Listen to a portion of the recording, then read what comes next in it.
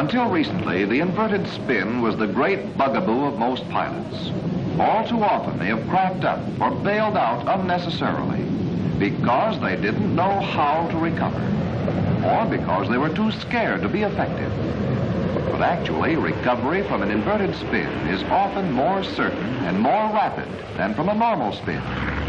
Although there is a definite restriction against spinning naval aircraft in the inverted position, this has been lifted in the case of the M3M3. When checking out in inverted spins, the best method for entering the maneuver is from the half-loop position. But before beginning the loop, be sure you have an altitude of at least 5,000 feet. Set the elevator tab to make the plane tail-heavy.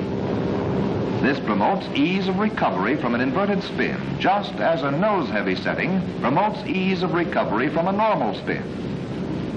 Drop each wing in turn and look down to be sure no one is below you or anywhere in the vicinity. In a spin, you're completely out of control and can do nothing to correct a collision heading.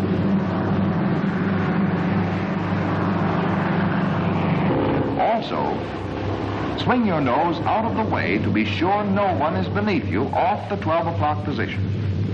When you are sure all is clear, drop your nose and pick up 100 knots for a loop.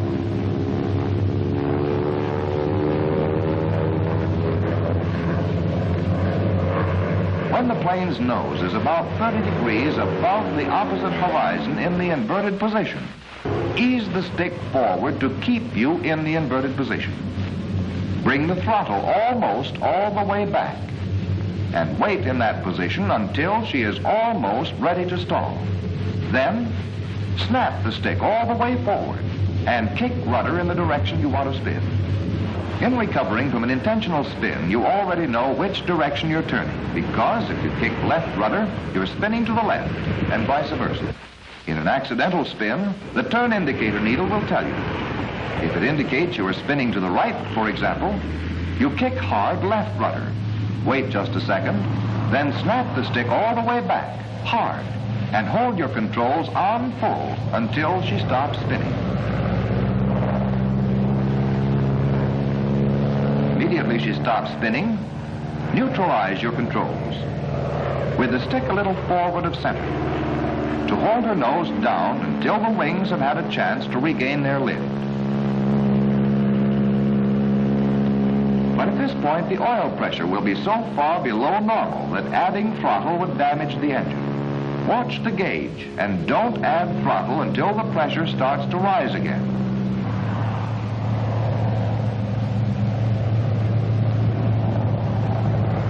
There are a number of mistakes which are frequently made in entering and recovering from inverted spins, but they are easily avoided if you know what they are. For instance, as you prepare to enter the spin, you wait until she has dropped to just above stalling speed. You can feel it when she's getting ready to stall.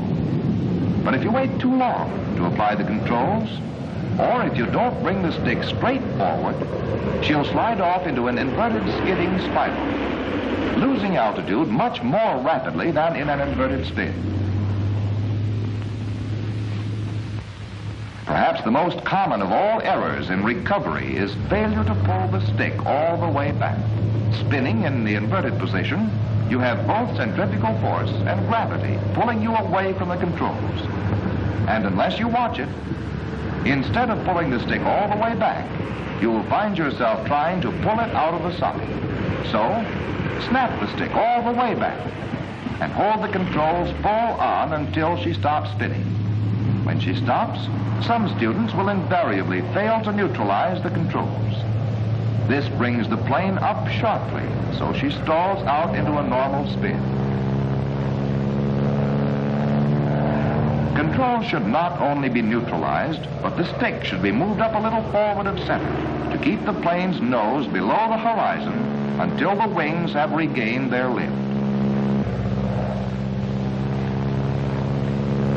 Mistakes are frequently made in inverted spins because in the inverted position a pilot becomes confused as to which is right and which is left. And yet there is no reason for confusion. Right remains the pilot's right, and left is the pilot's left, regardless of whether the plane is upside down, right side up, or vertical. If the needle says you are spinning to the right, you kick left rudder, and vice versa. If, in an emergency, you cannot use the needle, look at the plane's nose. If it is turning to the right, kick left rudder, and vice versa.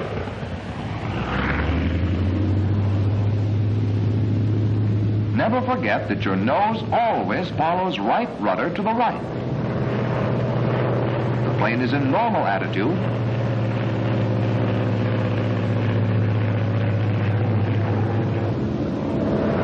Or if it is inverted.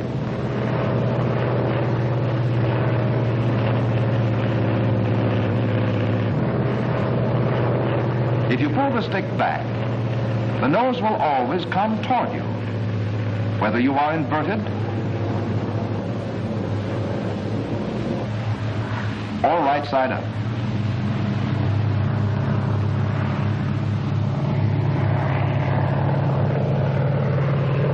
And if you push the stick forward, the nose will always go away from you. The inverted spin bears some relation to the normal spin, in that any plane that is difficult to spin may also be difficult to bring out of a spin.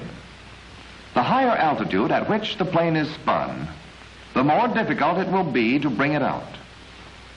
An increase in altitude has the same effect as an increase in wing loading. But the inverted spin differs from the normal spin in that recovery from the inverted spin is often more rapid and more certain than recovery from the normal spin.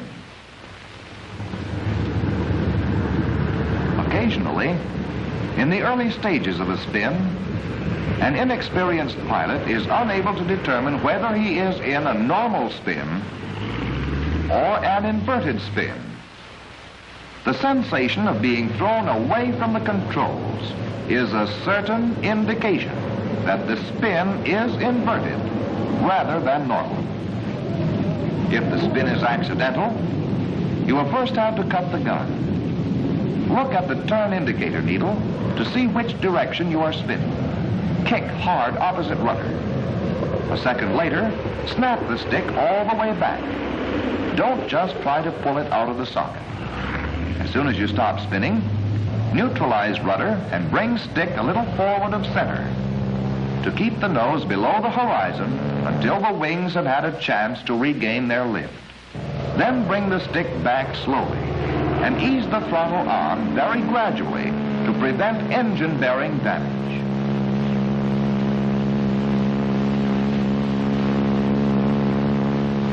The inverted spin is no longer a bugaboo. To the pilot who is thoroughly acquainted with a simple technique for recovery, it is scarcely of more consequence than a normal spin or an Immelmann turn.